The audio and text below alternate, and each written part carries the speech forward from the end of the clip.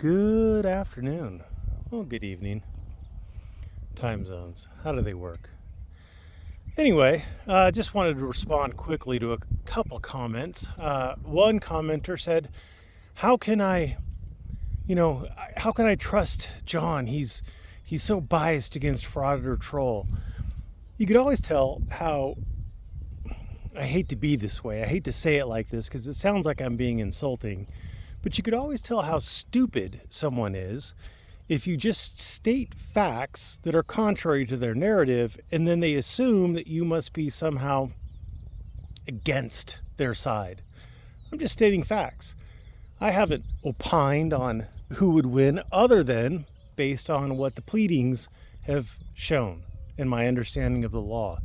I honestly don't give a flying F if either side wins. And I've also stated very explicitly that it is probably in both sides' best interest, at least as far as the litigation is concerned. I can't really speak about the public relations aspect of things or the potential donors, etc.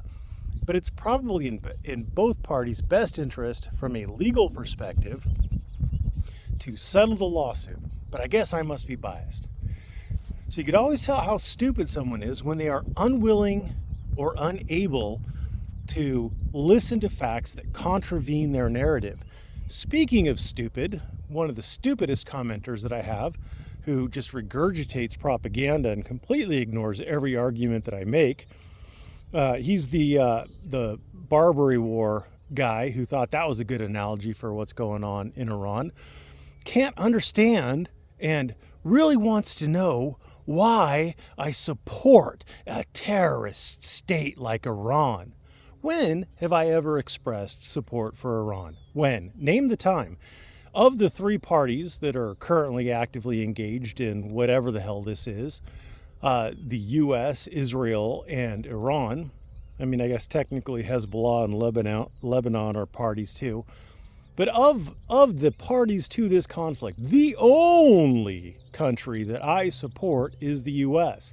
That doesn't mean I support the war, and, if you had couple brain cells in your head, you could figure out the distinction between supporting America and American best interests and supporting a war that is antithetical to America and Americans' best interest.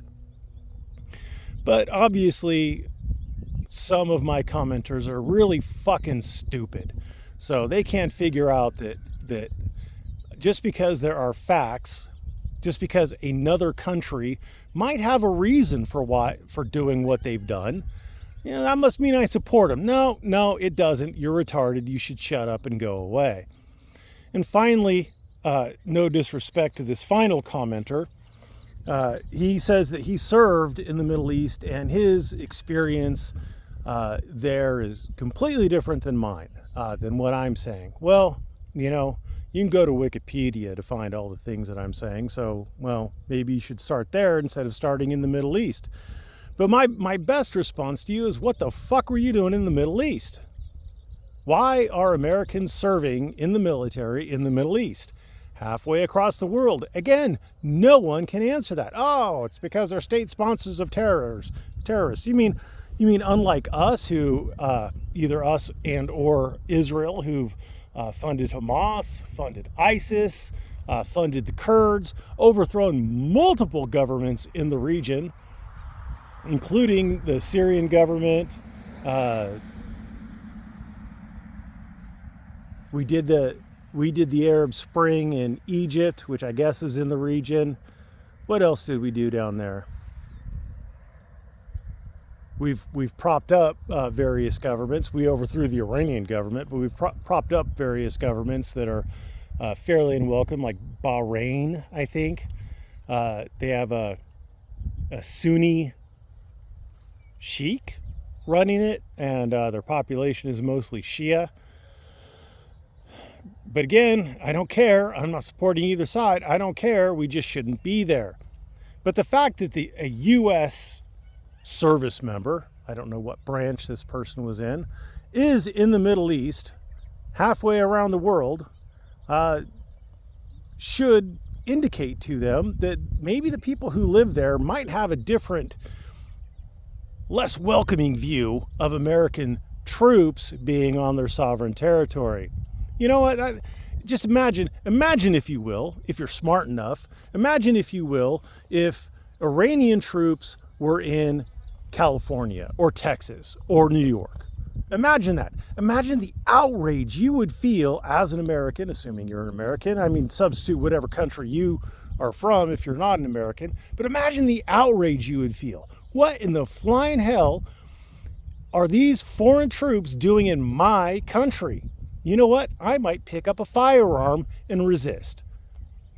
So I can completely understand. I can empathize.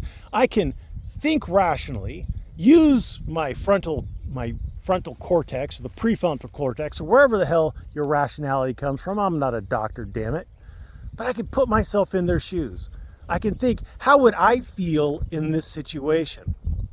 You know, just the fact that the U.S. has ringed Iran with military bases should give you some reason to believe that maybe they don't like us, because maybe we're there just to intimidate them, just to try to force our will on them.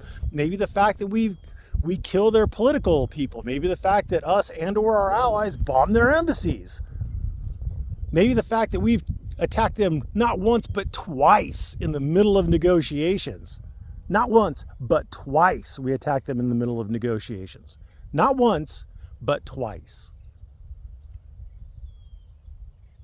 Maybe it's the fact that we killed their leaders. Maybe that's the reason why Iran, instead of breaking out into factional violence, maybe that's why they've consolidated under the current government and are supporting it. Maybe, because think what would happen if someone tried the same shit the U.S. is doing to them. What if they tried to do that to us? How do you think we would feel? How do you think we would react? How do you think the citizens of the United States would react if Iran started building military bases along our borders in Canada and in Mexico and attacked us just out of the fucking blue? How do you think that would you feel? How would you feel digging your child who went to school that morning out of the rubble? How would you feel? Anyway, if you can't figure out how you'd feel, well, then I pity you. Thanks for watching. Have a great day.